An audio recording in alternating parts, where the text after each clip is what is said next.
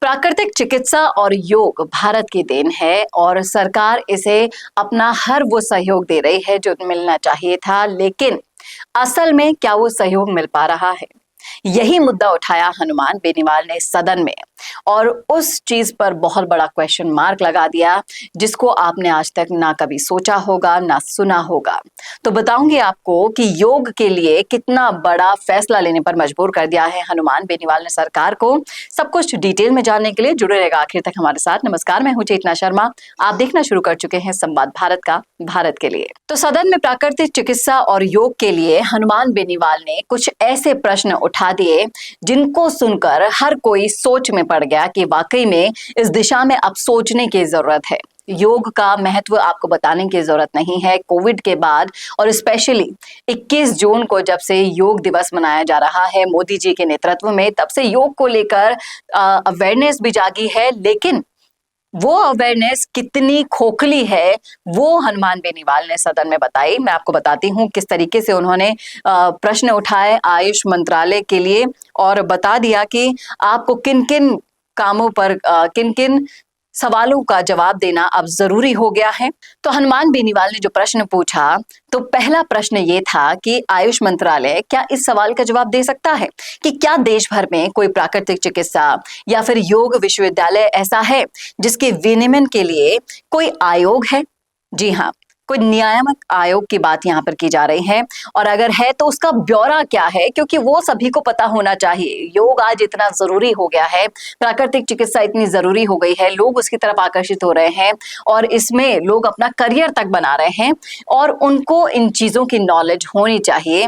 और जिस तरीके से उन्होंने अगला सवाल किया कि क्या इस संबंध में विनियामक आयोग के लिए कोई प्रस्ताव सरकार के पास विचाराधीन है, यदि हाँ तो आपके पास क्या ब्यौरा है उसका, और एलोपैथी की तर्ज पर इसका गठन कब तक होने की संभावना है? क्योंकि प्राकृतिक चिकित्सा और योग ऐसी चीज है जिसको आज भी सब लोग सेकेंडरी ही रखते हैं। सबसे पहले जल्दी रिलीफ लेने के लिए एलोपैथी का ही इस्तेमाल करते हैं, आप और हम सब जब देख लीजिए।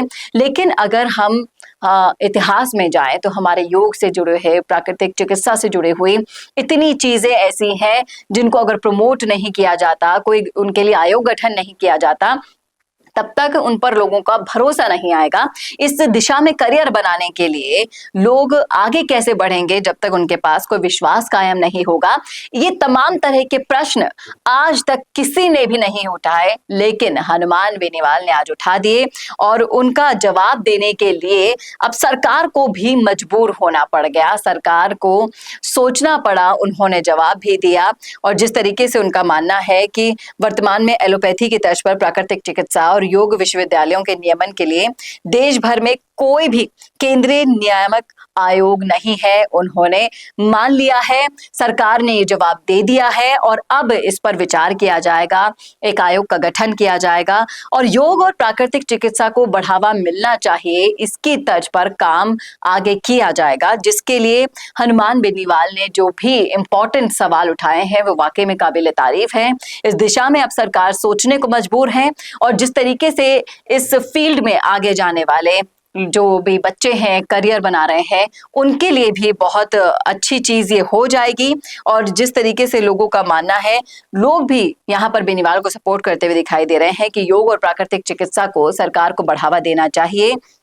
और जिस तरीके से जनसेवक का रोल निभाया है हनुमान बेनीवाल ने इस फील्ड में, वो काबिल तारीफ है। लोग यहाँ पर उन्हें काफी सपोर्ट कर रहे हैं। उनका मानना है कि जिस तरीके से आपकी बात, क्योंकि ये एक इतना इंपॉर्टेंट टॉपिक है, सरकार भी इसे अवॉइड नहीं कर पाई। आपने देखा होगा सदन में कई बार किसी को बोलने से चुप करा दिया जाता है, किसी को बोलने से रोक दिया जाता है, अनसुना कर दिया जाता है, लेकिन योग और चिकित्सा एक ऐसा टॉपिक है जिस पर आप अवॉइड नहीं कर सकते। इसलिए हनुमान बेनीवाल के सारे प्रश्नों को सुना गया, संज्ञान में लिया गया, उसका उत्तर भी दिया गया। अब हम उम्मीद करते हैं कि इस दिशा में आगे जाकर काम भी हो और उसी के साथ साथ लोगों का मानना है कि हनुमान बेनीवाल ने असल में एक जनसेवक की भूमिका निभाई है जो वाकई में काबिल तारीफ है। अब देखना ये दिलचस्प होगा कि इस आयोग का गठन कितनी जल्द से जल्द होता है। सरकार ने आश्वासन तो दे दिया है, लेकिन उम्मीद पर ही दुनिया कायम मुलायम है, यही हम और आप उम्मीद कर सकते हैं। होगा जरूर,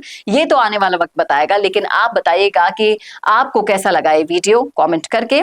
आप भी चाहते हैं कि योग और चिकित्सा में कोई आगे काम ऐसा हो जो सरकार कर सकती है, जिसकी आवाज हम और आप बन सकते हैं, हमारे साथ साथ ऐसे जनसेवक भी बन सकते हैं? बताइएगा जरूर क्या सोच रहे हैं आप कमेंट बॉक्स में। और ऐसे ही वीडियोस के लिए देखते रहिए संवाद भारत का, भारत के लिए। नमस्कार।